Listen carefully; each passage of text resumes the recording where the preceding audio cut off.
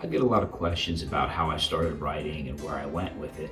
And to answer that, I've been writing off and on for as long as I can remember, primarily high school. But it was never the main focus of what I was doing because, well, life happened. I joined the military, and then after that, I was still in the military, but I had other jobs, had family. You don't really have enough time to devote to something that was, at the time, primarily a hobby. But when we left for Egypt, I knew that there would be a significant amount of time.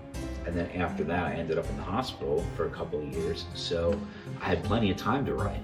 And that's when I started publishing my work.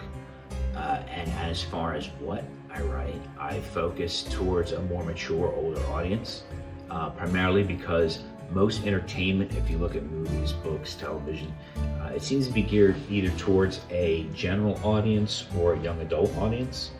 And I wanted something, well, for people my age.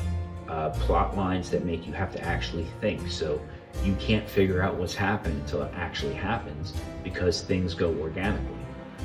I wanted something to not only make me think, but, I like violence. I think it's okay to have some action and some violence in a story, but it needs to be realistic.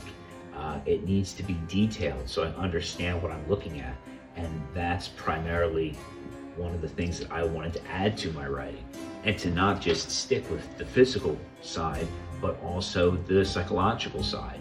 As characters, both good and bad, get more and more stressed throughout their challenges, you need to see that.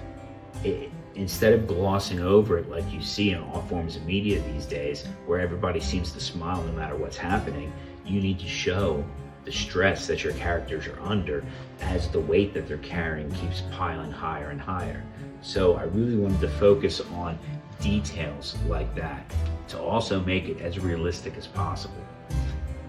I'll talk a little bit more about the books that I've actually written in another video. This video was primarily just to answer those biographical type questions. Thank you. Richard Spegal Books is now available through the author's official website, richardspegal.com.